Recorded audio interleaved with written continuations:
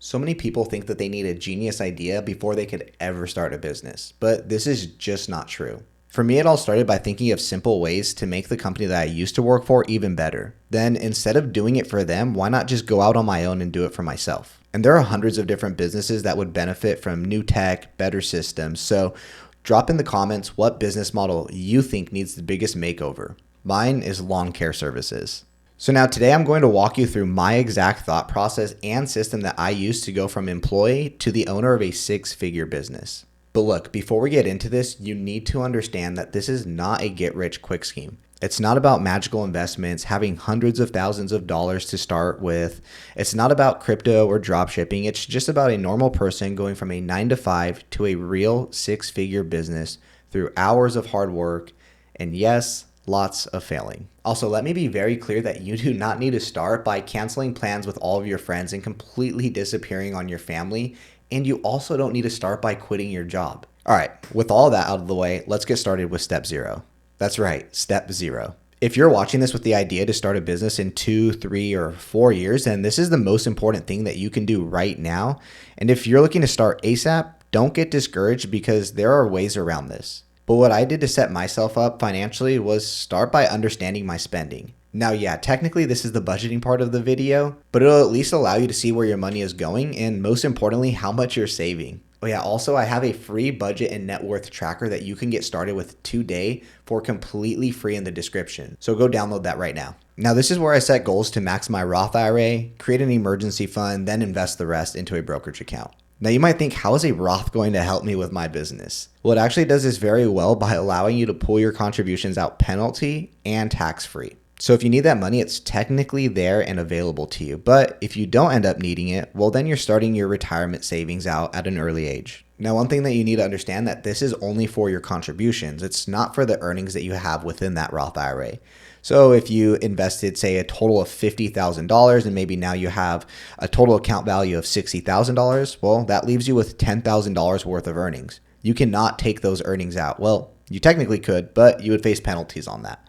But the contributions, the $50,000 that you contributed over the years, you can absolutely take that out, like I said, penalty and tax-free. Now on to step 1, which is coming up with your idea. Now there's lots of different ways to start a business, but I want to focus on one method that can spread across many different situations, and that is thinking of ways that you can improve existing business models. So think of different businesses that can use a shakeup, right? We mentioned lawn care services in the beginning of the video, but another one that I like to think about are barbershops. So if you went into a barbershop, honestly, even today, a lot of them do not take credit cards. You have to call in to book an appointment, or you just walk in and hope that there's no line.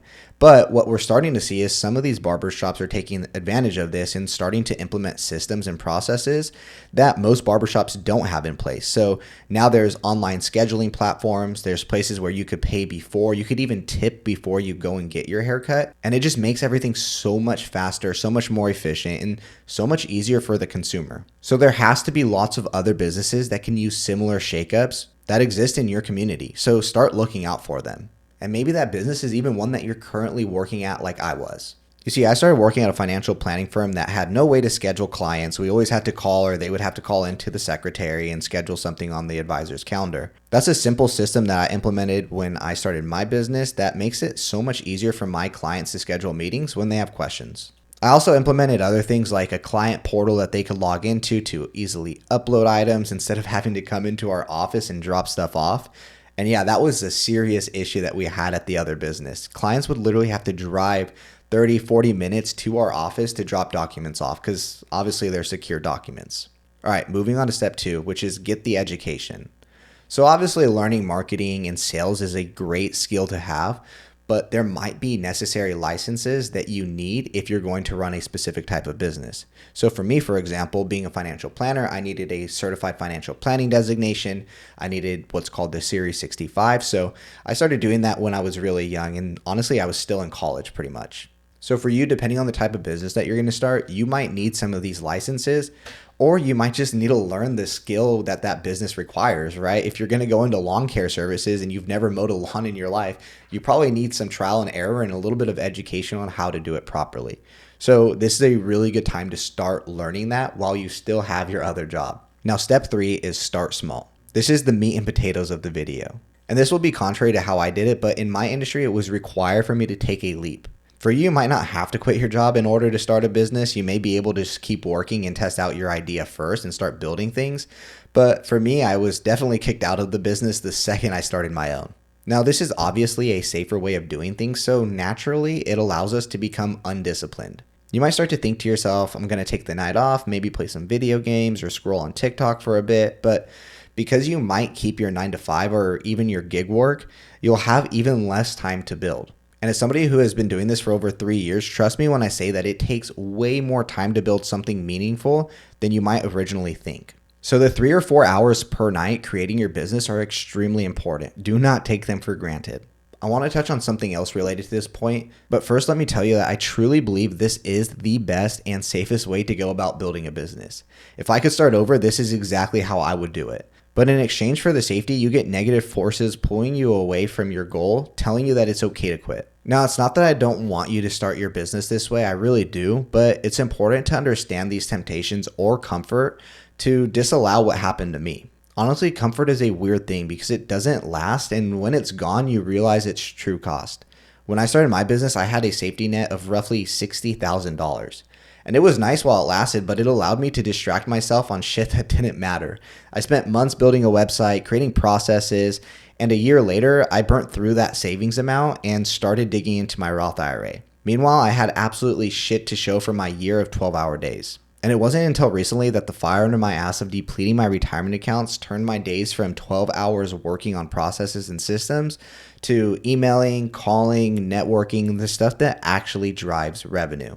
Now, if you go down a similar comfortable path, find a way to light a fire under your ass so that you don't waste time on stupid shit and a year later think to yourself, this business thing just isn't working for me. Because it's not that it's not working for you.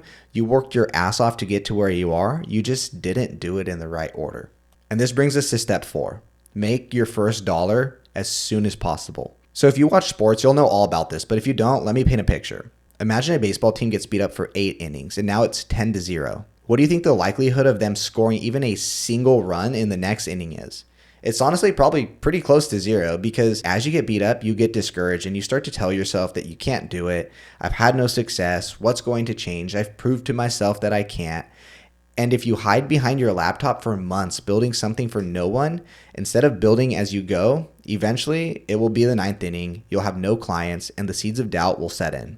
So go out there and make that first dollar immediately and keep that momentum going in your favor. Step 5, transitioning. This is all about finding the right timing to transition from part-time after hours to full-time working on the business. Once you can cover basic living expenses, you know the must-haves, not the nice-to-haves, you're probably ready. But there's no way to know this unless you're tracking how much these must-have items add up to.